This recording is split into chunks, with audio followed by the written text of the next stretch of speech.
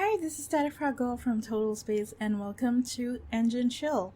In today's episode, we're going to talk about the Soviets' Vostok space program and its amazing milestones in spaceflight history. So let's dive into it.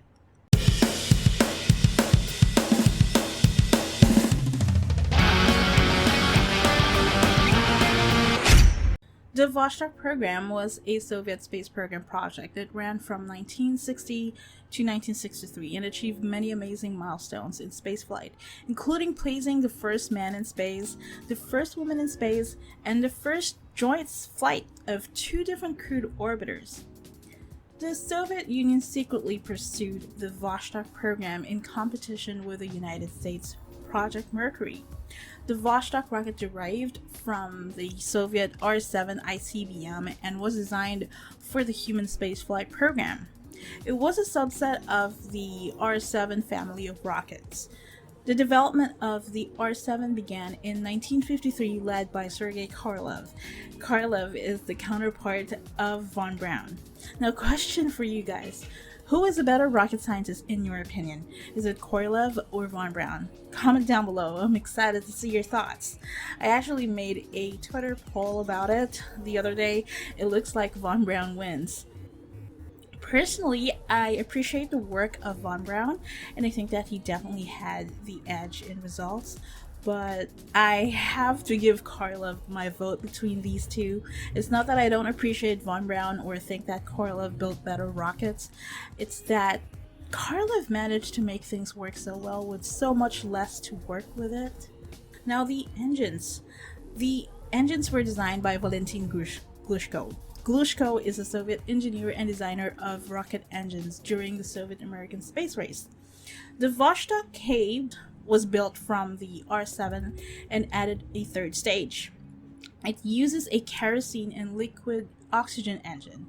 It uses a single hydrogen peroxide powered turbo pump to feed the propellant into 4 different combustion chambers. It produces a thrust of approximately 834 kilonewtons per booster at surface level.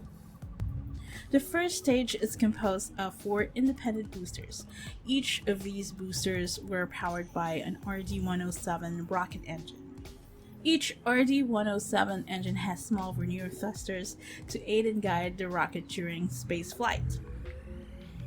So after burning for 108 seconds, these boosters would be ejected by pyrotechnic charges, creating a so-called Korolev's cross as the 4 boosters spun away from the rest of the rocket in mid-flight.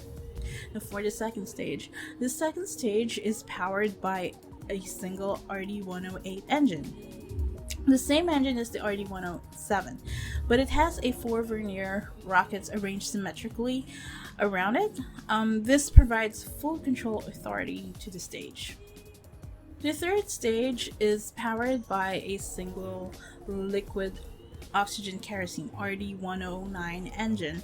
The engine has 4 smaller nozzles, giving the stage the control authority required for the final phase of its 365-second long burn. Now it's funny that they also named Vostok spacecraft.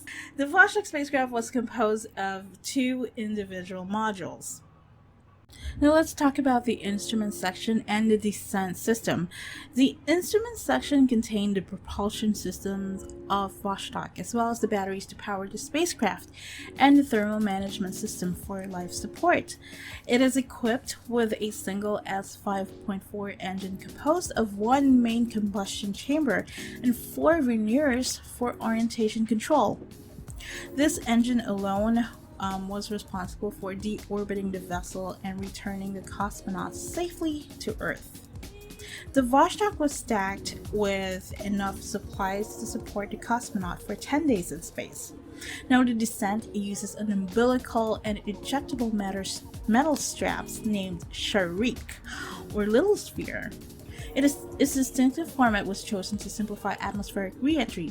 All sides of the module were covered in thermal protection, with the entry hatch being physically bolted closed with the cosmonaut inside on the launch pad. Vostok could be piloted entirely autonomously and could have its controls locked away from the cosmonaut until a 3-digit safety code was inputted to release them. Vostok had remarkable missions, including Yuri Gagarin, and was the first spaceflight of the Vostok program and the first spaceflight in history.